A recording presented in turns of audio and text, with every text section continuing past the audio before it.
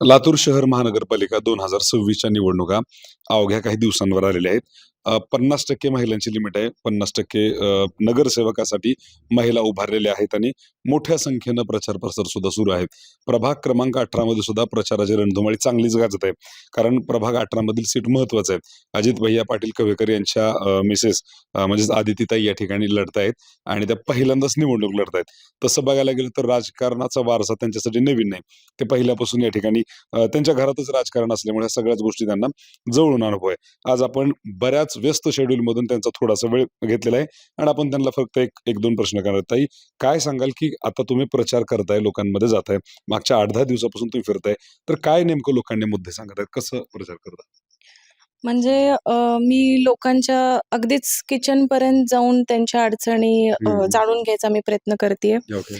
आणि मी साहजिक आहे की एक स्त्री असल्यामुळे ते मला सहज त्या गोष्टी सांगू इच्छितात. बरोबर. आणि त्या मी त्या त्या गोष्टीचा अनुभव असल्यामुळे मला त्या फार लवकर असं की म्हणजे नाही का जाणीव होते की बाबा खरंच त्यांना त्या गोष्टीची अडचण आहे. आणि त्याच्यामुळे महिला अशा एकदमच म्हणजे ओपनली फ्रीली बोलतात माझ्याशी, जे की कधी पुरुषांशी नाही होत बोलणं. एक नगरसेवक पुरुष असेल तर त्याच्याशी असा संवाद पण बायकांचा होत नाही.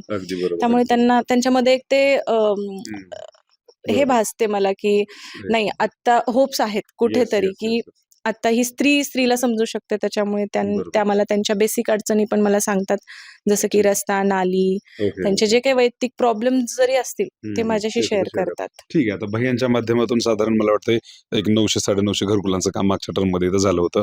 तर या संदर्भात काही उल्लेख येतो का? लोक याबद्दल बोलतात का तुम्हाला? हो, म्हणजे सगळ्याच म्हणजे नाही म्हटलं तरी 926 लोकांना आपण भैयांनी घरकुल दिलेले आणि भारतीय जनता पार्टीनं अशा ज्यांना घरं नाहीयेत त्यांना ते एक घर दिलंय, त्यांचं हक्काचं एक घर दिलंय. त्याच्यामुळे लोकांमध्ये तो भाव आहे की भारतीय जनता पार्टीच्या आम्ही मागे आहोत.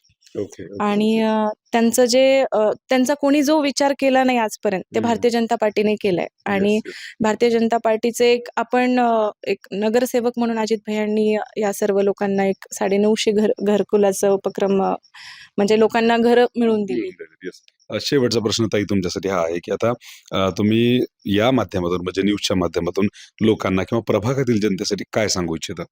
मी एकच सांगू इच्छिते की कवेकर परिवारांवरती तुमचं प्रेम आणि आशीर्वाद म्हणजे कायमच राहिलेलं आहे. आणि गेले 7 वर्ष झालं मी हे अनुभवतीये.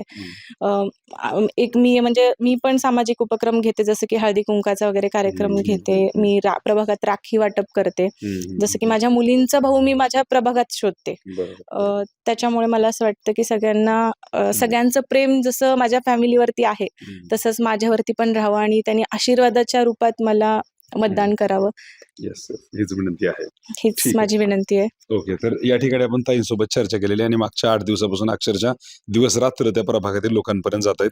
त्यांनी सांगितल्याप्रमाणे त्यांचा आधी सुद्धा प्रभागातील लोकांसोबत चांगला कनेक्टिव्हिटी आहे. म्हणजे विविध कार्यक्रमाच्या माध्यमातून त्या लोकांपर्यंत ऑलरेडी पोहोचलेले आहेत. परंतु आता साहजिक आहे, प्रचार आहे. प्रचारामुळे तर त्या लोकांपर्यंत पोहोचत आहेत.